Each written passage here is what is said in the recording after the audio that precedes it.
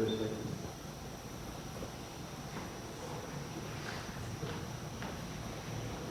Então, boa noite mais uma vez. Obrigado pelo convite, né, por estar aqui pregando. É uma grande bênção, né, estar aqui transmitindo a palavra de Deus, ter a oportunidade de ser usado por Ele. Então, antes de nós iniciarmos, vamos fazer mais uma breve oração. Senhor nosso Deus, nosso querido Pai, nós agradecemos a Ti por cada ofertante desta noite que veio trazer seu agradecimento nessa forma de adoração e que veio também, Senhor, buscar a Ti, reconhecendo que todas as bênçãos vêm do Senhor e de Tuas mãos. Pedimos que o Espírito Santo esteja guiando o estudo e o ensino desta lição da Tua Santa Escritura. Em nome de Jesus é o que te pedimos. Amém. Amém. Então, a mensagem de hoje é sobre o Espírito Santo. É muito importante, né, nós sabermos quem é o Espírito Santo e como buscá-lo, pois o Espírito Santo é Deus, assim como a Bíblia nos ensina. Nós vemos que nós precisamos primeiramente entender quem é o Espírito Santo. E nós encontramos essa resposta no livro de João, capítulo 14, verso 26. Nós temos uma descrição e Jesus mesmo, ele fala sobre o Espírito Santo. João 14, 26. Ele diz assim: mas o Consolador, o Espírito Santo, que o Pai enviará em meu nome, esse ensinará a vocês todas as coisas e fará com que se lembrem de tudo o que eu lhes disse. Amém. Então, nós vemos aqui, a partir do verso 15, que Jesus, ele fala que ele precisa subir, ele está ali conversando com os discípulos, para que um outro Consolador possa vir. Ou seja, Jesus precisa subir. Nesse momento ele já tinha ressuscitado. Não, deixa eu ver. Desculpa, antes da morte de Jesus. Ele diz que ele precisa subir, né, para que o Espírito Santo possa descer. Ele diz que os discípulos não ficariam órfãos. Então, isso seria, né, ali no 40º dia depois da ressurreição, que foi o momento em que ele ascendeu ao céu. Então, o Espírito Santo, nós encontramos em toda a Escritura que ele tem diversas características que são de uma pessoa. Ele tem personalidade, ele fala, ele decide, ele pensa, ele ouve, ele está presente. No batismo de Jesus, ele estava em uma forma de pomba. Ele assumiu o formato de pomba, assim como Jesus assumiu o formato de ser humano. Né? Então, o Espírito Santo, ele é a terceira pessoa da Trindade. Ele é a composição de Deus. Ele é aquilo que... Ele é aquele, né? E não aquilo. Ou seja, o Espírito Santo, ele não é uma forma impessoal, ou seja, apenas um poder ou uma energia. Ele é uma personalidade. E a Bíblia cita que nós podemos ser batizados com água, né? Assim como Jesus foi, nos deu exemplo, mas também batizados com o Espírito Santo. Nós encontramos esse texto no primeiro capítulo de Atos. Então, é o próximo livro aqui após João. Atos capítulo 1, versos 5 e verso 8. Esses dois versos nós vamos ler agora. E diz assim: porque João, na verdade, batizou com água, mas vocês serão batizados com o Espírito Santo dentro de poucos dias. E verso 8: mas vocês receberão poder ao descer sobre vocês o Espírito Santo, e serão minhas testemunhas tanto em Jerusalém, como em toda a Judéia e Samaria e até os confins da terra. Então, conforme nós lemos aqui nesses dois textos, o que é que o batismo do Espírito Santo nos traz? Duas coisas. Nos traz perdão, porque o batismo simboliza isso, e poder, porque o Espírito Santo nos capacita com habilidades, talentos, dons para serem utilizados para o avanço do reino. Então, Deus, Ele, como nós vemos na história dos discípulos, Ele nem sempre escolheu os já capacitados para alguma obra, mas Ele capacitou aqueles a quem Ele escolheu. Então Deus, Ele nos chama da maneira como nós estamos, mas Ele não quer que nós permaneçamos estagnados na mesma condição. Ele deseja que nós sempre desenvolvamos, porque como Ele mesmo diz na parábola dos talentos, que se nós não usarmos os talentos que Ele nos deu, nós vamos perder essa capacidade. Aquilo que Ele nos deu nos será tirado. E ao longo da história, o Espírito Santo, ele tem agido, sempre agiu. Assim como Jesus, nós temos a Trindade, Jesus, o Filho, Deus, o Pai e o Espírito Santo, que são uma união, uma união que forma um único Deus.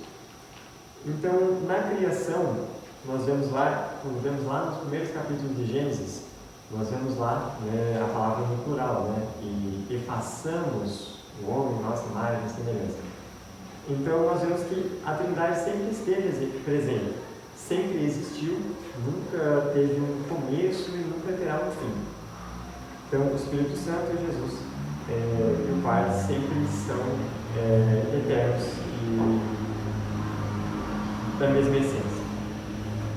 Ao longo da história, nós vemos aqui no livro de Atos a citação da chuva temporã e da chuva serôdia, que é uma promessa lá de Joel, do livro de Joel, que é citada aqui em Atos capítulo 2. Isso. Então aqui no segundo capítulo de Atos, nós vamos ler o verso 4 primeiramente. Diz assim: todos ficaram cheios do Espírito Santo e começaram a falar em outras línguas, segundo o Espírito lhes concedia que falassem. O Espírito Santo, ele concede os dons e habilidades que previamente não haviam sido aprendidas e de uma forma miraculosa. Nós vemos isso quando Deus precisa de alguma atuação especial, como esse exemplo aqui do Pentecostes. E a promessa que é repetida do livro de Joel está do verso 17 até o verso 21, que nos mostra que o Espírito Santo ele iria progressivamente derramando suas bênçãos no seu povo. Então, nós vemos aqui a chuva temporã. E o significado dela é uma chuva que antecede, uma chuva que antecede o crescimento das plantas, vamos dizer. E a chuva serôdia, ela é a chuva antes da colheita, ela é a chuva final. Então, a chuva temporã é aquela chuva para quando a lavoura ainda não tem flores nem frutos. Então, é a primeira. E a chuva serôdia é aquela que já estão formadas, mas falta só o amadurecimento. Então, a chuva temporã ela foi sendo derramada ao longo da história e essas profecias aqui, então citadas em Joel e aqui em Atos, que é a mesma, elas foram se cumprindo todas ao longo da história. Ocorridos ali no terremoto de Lisboa, no escurecimento do sol e da lua de sangue, na chuva de estrelas e na passagem de Cristo do santuário celestial, começando o último período da história da humanidade, né?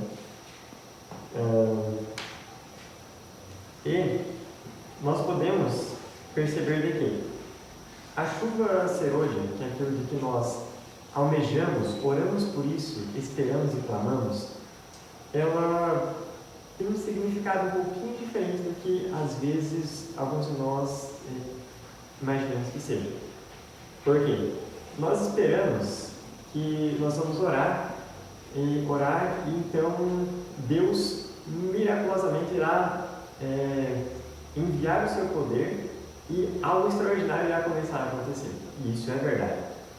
Porém, Deus ele vai fazer isso individualmente antes de fazer coletivamente.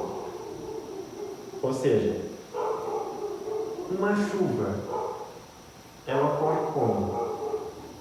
Como uma cachoeira? Não. Uma chuva, nós percebemos que são muitos pingos d'água. Então, cada gota d'água simboliza cada filho de Deus. Então, nós precisamos nos preparar para que nós possamos formar essa chuva. Então, o nosso preparo individual nos possibilitará a nós estarmos dispostos. Precisamos estar dispostos, abertos. Precisamos estar com o balde com a boca para cima para poder encher d'água. Senão, nós não receberemos esse poder. Se não recebermos individualmente o poder, como que o poder irá se manifestar de maneira coletiva? Não é mesmo? Como diz lá no livro de Provérbios, o cordão de 3 dobras não se quebra com facilidade, não é? Então, aquela frase bem conhecida, a união faz a força, não é?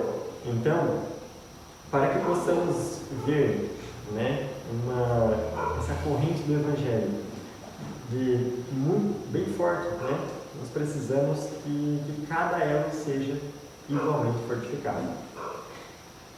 Então, aqueles que recebem o Espírito Santo, que são cheios do Espírito Santo, o que nós podemos observar neles? Vamos ler um texto bem conhecido, Gálatas capítulo 5, versos 22 e 23.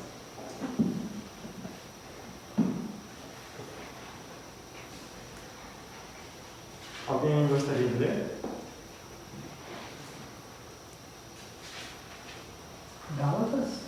Gálatas 5, 22 e 23. Mas o fruto do Espírito é o amor, gozo, paz, longanimidade, benignidade, bondade, fé, mansidão, temperança. Contra essas coisas não há lei. Amém. Então, veja, o fruto do Espírito. O fruto do Espírito traz todas essas vitaminas, né? Então, aquele que tem o Espírito Santo tem todas essas características. Se uma coisa falta, está faltando um pouco de comunhão, está faltando um pouco de entrega, de disposição para Deus, né? Então, e uma outra característica nós encontramos, voltando lá em Atos 2,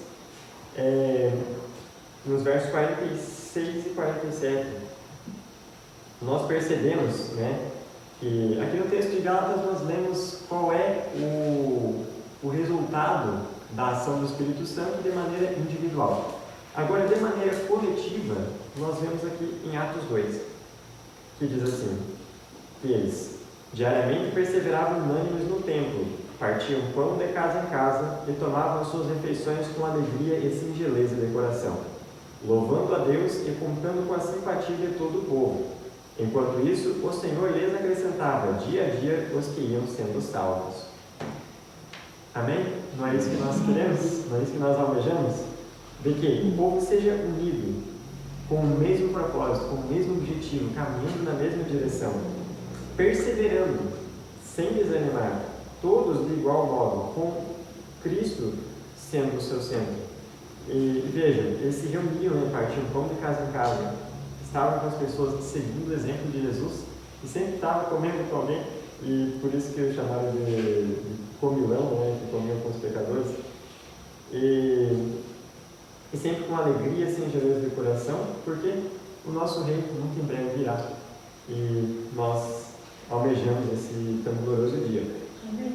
E enquanto isso é feito, né, ao ir no caminho, a missão vai sendo cumprida, porque dia a dia vai sendo acrescentados salvos e esse grupo vai se tornando cada vez maior. E uma outra coisa que nós vemos como manifestação do Espírito Santo, a verdadeira manifestação, é que aquele que é cheio do Espírito Santo prega o Evangelho com ousadia, em todo lugar, em todo momento, em toda circunstância, para todo tipo de pessoa. Atos 4,31 diz, né, dá um exemplo disso, que tendo eles orado, tremeu o lugar onde estavam reunidos. Todos ficaram cheios do Espírito Santo e com ousadia anunciavam a palavra de Deus. Então, essa também é uma consequência verdadeira daquele que está cheio do Espírito Santo. E, para finalizarmos o estudo de hoje, o último texto dessa noite, nós vamos ler Efésios, capítulo 1, verso 14. E nós vamos encontrar nesse versículo uma coisa que o Espírito Santo também faz por nós, além daquilo que nós já sabemos que ele nos faz, né? Que nos convence do pecado, da justiça, do juízo, né? Que é o nosso consolador, o nosso auxílio, aquele que nos dá dons, habilidades, poder para testemunhar e pregar o Evangelho. Ele também diz aqui o verso que o Espírito é o penhor da nossa herança, até o resgate da sua propriedade, em louvor da sua glória. Amém. Então, o que é penhor? É garantia.